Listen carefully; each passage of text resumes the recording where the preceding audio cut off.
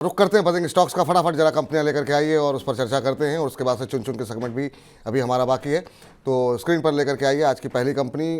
तो पहली कंपनी जो निकल करके आई है वो है मामाज अर्थ। जी हाँ, शानदार नतीजे यहाँ पर देखने को मिले हैं मामाज अर्थ के, और कंपनी का मुनाफा ऑलमोस्ट डबल देखने को मिला है, और ये 29.4 करोड़ रुपए रहा।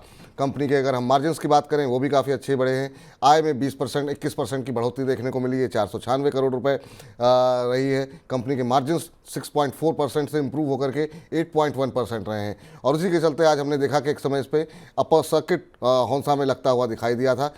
सर, कमज़ोर सुस्त लिस्टिंग देखने को मिली, उसके बाद से अपने इशू प्राइस से भी नीचे फिसला था, लेकिन नतीजों ने चौंकाया है। इसके जिस तरीके के नतीजे यहाँ पर देखने को मिले हैं, अभी क्या करना चाहिए सर 20% के अपर सर्किट पे? तो होल्ड कर लें क्योंकि वैल्यूएशन डेफिनेटली एक कंसर्न है, क्योंकि लास्ट ईयर तक कंपनी को नुकसान था। लेकिन अब जो है नंबर्स जो आ रहे हैं लगातार लास्ट के 3 क्वार्टर में, हम देख रहे हैं कि 22 करोड़, 28 करोड़ और 38 करोड़ का मुनाफा है। तो कंपनी धीरे धीरे जो है प्रॉफिट गेन करती जा रही है। मुझे लगता है कि यहाँ पर एक 5 to 7% नीचे का एक स्टॉप लॉस बना के बने रह सकते हैं।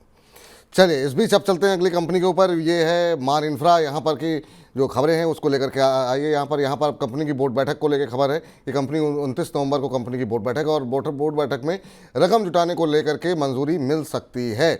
और ये जो रकम जुटाई जाएगी वो आपको बता दें कि प्रेफरेंशियल इश्यू के ज़रिए, QIP के ज़रिए, इन तमाम माध्यमों से जुटाई जाएगी। और हम देख रहे हैं कि 6 महीने में शेयर में शानदार मूव, करीब 90% से ज़्यादा का उछाल देखने को मिला है। और आज की बात करें तो 12% से ज़्यादा की तेज़ी जो है सुबह देखने को मिल रही थी, और अभी 13% ऊपर ऑलमोस्ट जो है मान इंफ्रा का शेयर। सर, शानदार मूव देखने को मिला है, क्या अभी भी यहाँ पर कोई अपॉर्चुनिटीज़ हैं?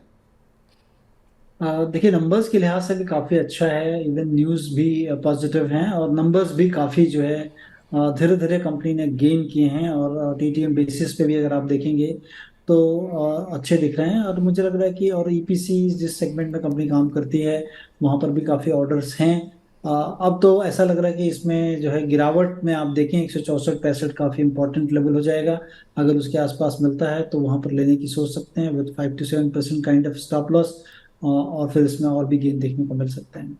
ठीक, अगली कंपनी जरा लेकर के आते हैं, और वो है TVS मोटर्स। TVS मोटर्स में खबर ये है कि कंपनी अब वियतनाम के बाज़ार में उतरने की तैयारी कर रही है, और कंपनी ने इसके लिए वहाँ पर एक जो कंपनी की वितरण कंपनी है उसके साथ मिन लॉन्ग मोटर्स के साथ जो है एक साझेदारी भी की है।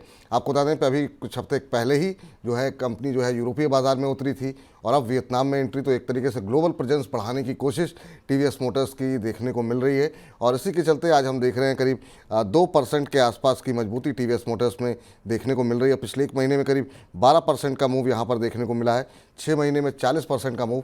सर, टू व्हीलर पे शानदार मजबूती देखने को मिल रही है, और उस पर हम बाकी कंपनी में बाद में आएंगे, पर TVS मोटर्स पे आपकी राय?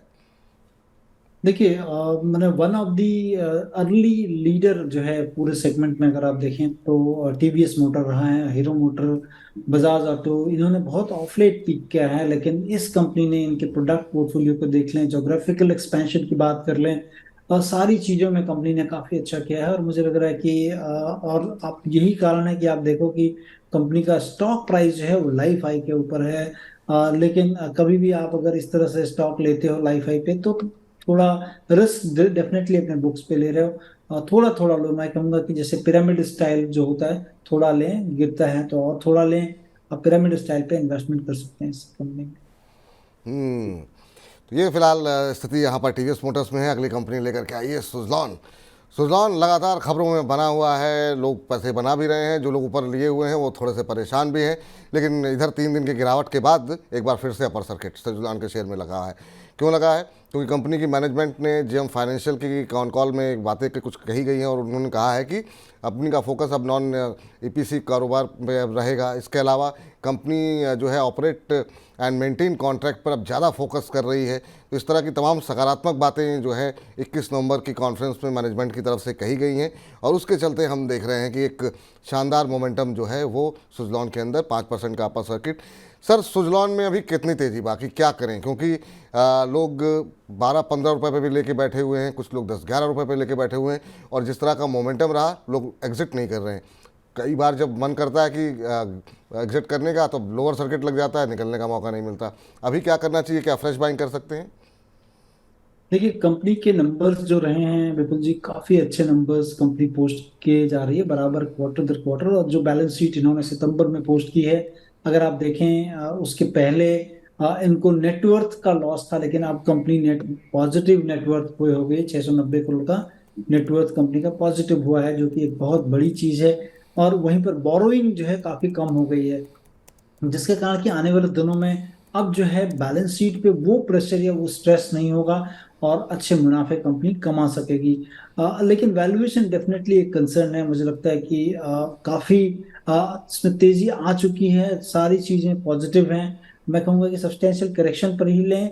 कंपनी में जो पेन था, जो कि प्रीवियस अर्स्ट ईयर जिसे हम कहते हैं, पुराने सालों में जो पेन था, अब कंपनी उससे निकल चुकी है और कंपनी काफी प्रॉमिसिंग दिख रही है। लेकिन आपको जो है धीरे धीरे खरीदना चाहिए उसे।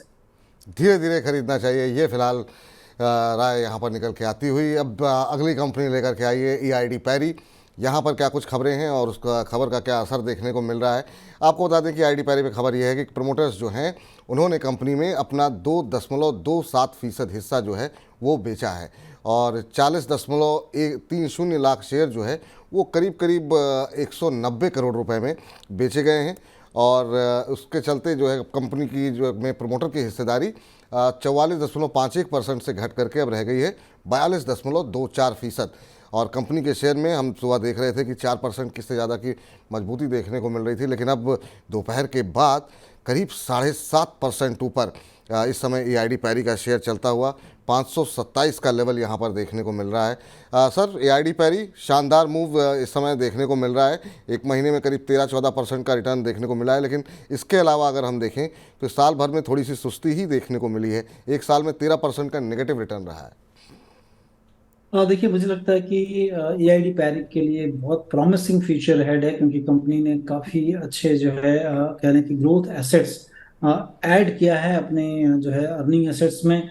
और उसके चलते मुझे लगता है कि, और एक बड़ी कंपनी है, साउथ की मुरुगप्पा ग्रुप की एक बड़ी कंपनी है, काफी जो है कहने की प्रमोटर कैटेगरी अच्छी है और प्रॉमिसिंग फ्यूचर्स दिख रहे हैं। तो मुझे लगता है कि किसी भी गिरावट में एक मौजूदा स्तर पे लें, थोड़ा गिरावट हो तो आप अपने पोर्टफोलियो में इस कंपनी को जगह दे सकते हैं। जी, चलिए अब अगली कंपनी लेकर के आते हैं, CDSL। CDSL में हम देख रहे हैं कि एक अच्छा मोमेंटम बनता हुआ दिखाई दिया और खबर यहाँ पर यह है कि कंपनी के जो कुल डीमैट अकाउंट की जो संख्या थी वो पहली बार 10 करोड़ के पार पहुँच गई है।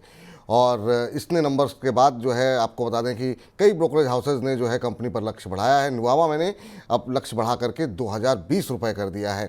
अभी ये शेयर चल रहा है 1784 के आसपास।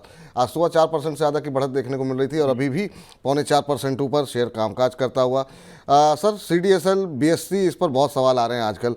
आपकी राय क्या रहेगी? 36% का मूव एक महीने के अंदर इस शेयर ने दिया है। 6 महीने में शेयर 80-82% भाग गया है। अभी क्या करना चाहिए सर?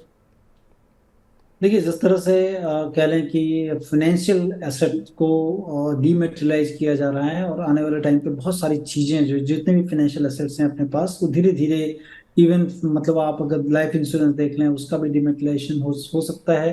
और ये सारी चीज तमाम प्रोसेस में है। मतलब बिजनेस अपॉर्चुनिटी बहुत ज्यादा है। और अभी आप समझे कि भारत का बहुत ही छोटा तबका, 4-5% ही लोगों के पास स्टॉक मार्केट में इंटरेस्ट है अभी भी। मुझे लगता है कि ये एक बहुत बड़ी अपॉर्चुनिटी है कि अगर ज्यादा लोगों को जानकारी होगी, एजुकेट होंगे लोग कि स्टॉक मार्केट में भी इन्वेस्ट किया जा सकता है, या फिर डेट मार्केट में भी आप कर सकते हो थ्रू जो है ये सारी डिमेटेरियलाइजेशन के थ्रू। तो मुझे लगता है कि आने वाले दिनों में अपॉर्चुनिटी साइज काफी ज्यादा है। इस मौजूदा स्तर पे भी ले सकते हैं, अगर घटे तो लें, लंबी अवधि का नजरिया रखें तो मुझे लगता है कि ज्यादा फायदेमंद होगा। लंबी अवधि का नज़रिया रखें तो ज़्यादा फ़ायदा होगा। चलिए अब जरा अगली कंपनी लेकर के आते हैं और उसको स्क्रीन पर लेकर के आइए। यहाँ पर भी मोमेंटम बनता हुआ दिखाई दे रहा है और यहाँ पर आपको बता दें कि सी इन्फोसिस्टम के अंदर जो है कंपनी पर यहाँ पर भी 27 नवंबर को बोर्ड बैठक है और इस बोर्ड बैठक में रकम जुटाने को लेकर के मंजूरी दी जा सकती है। और ये जो रकम जुटाई जाएगी ये भी तमाम विकल्प जो है वो खुले रखे जाएंगे, चाहे वो प्रेफरेंशियल शेयर जारी करने को लेकर के हो, QIP के ज़रिए हो, या बाकी जो विकल्प हैं उन तमाम विकल्पों को खुला रखा गया है। तो ये बोर्ड की मंजूरी यहाँ पर मिल सकती है, और इसी के चलते हम देख रहे थे सही इन्फो सिस्टम में करीब 3% के आसपास की मजबूती सुबह के कारोबारी सत्र में देखने को मिल रही थी। और अभी भी अगर हम देखें तो शेयर में बढ़त बनी हुई है। अब हालांकि ऊपरी स्तरों से फिसल गया है, लेकिन आधे % के आसपास की मजबूती अभी भी यहाँ पर देखने को मिल रही है। इस शेयर में सर, इस शेयर में भी अच्छी चाल देखने को मिली है। 15-16% के आसपास की रैली एक महीने में, 6 महीने में शेयर डबल हो गया। अब क्या करना चाहिए? निचले स्तरों पर या करेक्शन से आपको रखना चाहिए, क्योंकि गूगल मैप को जो कंपटीशन दे रहा है, और वो जो कि भारत की कंपनी है, हमारी देश की कंपनी है, और आपके दिल्ली NCR रीजन की ही कंपनी है। और इसमें पूरी फैमिली, मतलब हस्बैंड वाइफ, मतलब बच्चे, सारे लोग इन्वॉल्व हैं। काफ़ी अच्छी कंपनी है, और इसके आउटलुक भी अच्छे हैं, क्योंकि आने वाले टाइम पे आप देखोगे हर गाड़ियों में GPS सिस्टम हो जाएगा। अभी भी हो चुका है बहुत सारी गाड़ियों में, जो कि इनसे जो है वो सर्विसेज लेते हैं। और मुझे लग रहा है कि अपॉर्चुनिटी साइज काफी ज्यादा होगा, और चूंकि मार्केट जो है कुछ ही प्लेयर्स के भीतर है, तो इनको जो है उसका पाई, इसमें ग्रोथ काफी ज्यादा उम्मीद मैं करता हूँ। सब्सटेंशियल करेक्शन पे डेफिनेटली अपने पोर्टफोलियो में रखना चाहिए स्टॉक। गिरावट में खरीदारी की सलाह यहाँ पर देखने को आप अपना सकते हैं। अभी नहीं, थोड़ा सा नीचे आ जाए उसके बाद खरीदारी कीजिए। चलिए अगली कंपनी लेकर के आते हैं, और अगली कंपनी नहीं, पूरा सेक्टर है, टू व्हीलर सेक्टर। आपको बता दें कि JP मॉर्गन की तरफ से दोपहिया वाहनों वाली कंपनियों पर रेटिंग और लक्ष्य को बढ़ाया गया है, और सिर्फ JP मॉर्गन ने नहीं, मॉर्गन स्टैनली ने भी यहाँ पर री रेटिंग की है। तो यहाँ पर इन दो बड़े ब्रोकरेज हाउसेज ने टू व्हीलर कंपनियों पर जो है अपनी राय दी है। पहले हम JP मॉर्गन की बात कर रहे हैं। आपकी स्क्रीन पर बजाज ऑटो पर रेटिंग ओवर वेट की गई है, और लक्ष्य जो है 6400 किया गया है। इसके अलावा हीरो मोटोकॉर्प पर भी रेटिंग ओवर वेट की गई है, और लक्ष्य 3750 रुपये किया गया है। अगली कंपनी लेकर के आइए, TVS मोटर्स पर जो है रेटिंग ओवर वेट की गई है। अभी हम थोड़ी देर पहले ही हमने बजिंग स्टॉक्स में इस पर बातचीत की, और उस पर लक्ष्य 1830 रुपये किया गया है। सर, ओवरऑल टू व्हीलर कंपनियों पे आपकी राय, और क्या आप ये जो री रेटिंग हो रही है मॉर्गन स्टैनले, JP मॉर्गन की तरफ से, उनसे सहमत हैं? आपकी क्या राय रहेगी? क्या अभी पोर्टफोलियो में रखने चाहिए ये शेयर? मुझे लगता है कि ये एकदम सही चीज़ है, क्योंकि अगर लास्ट के क्वार्टर में देखेंगे तो सारी कंपनियों के नंबर्स में इंप्रूवमेंट हुआ है, बारह TVS मोटर, जो कि प्रीवियस क्वार्टर से थोड़े कम नंबर है, लेकिन लास्ट ईयर से देखेंगे तो सब्सटेंशियल अप है नंबर। तो एक बजिंग स्पेस है जहां पर रहना चाहिए, लेकिन मेरी थोड़ी पसंद दूसरी होगी। मैं आइचर मोटर की तरफ जाऊंगा, जो कि प्लेयर जो है एकदम प्योर प्ले टू व्हीलर्स का नहीं है, क्योंकि उसके अंदर कमर्शियल व्हीकल्स भी हैं, उसके अंदर ट्रैक्टर भी है। तो वो एक मिक्स प्ले है जहां पर कि मैं उसको प्ले करना चाहूंगा, क्योंकि वो कंपनी अच्छी है, प्रॉमिसिंग फ्यूचर्स अहेड हैं। और जिस तरह से उनकी जो उनका जो सेगमेंट है, कह लें कि बुलेट का जो सेगमेंट है आइचर मोटर में, वो काफी प्रॉमिसिंग मुझे लगता है कि गोइंग फॉरवर्ड रहेगा। इवन जो हीरो मोटर को भी टक्कर दे सकता है। और आने वाले टाइम पे जो जो कमर्शियल व्हीकल्स में डिमांड होगी, उन सारी चीजों को देखते हुए मुझे लगता है कि आइचर मोटर में ज्यादा करता, मतलब देख रहा हूँ। लेकिन ये सारी कंपनियां भी ग्रो करेंगी given the kind of fundamentals right now.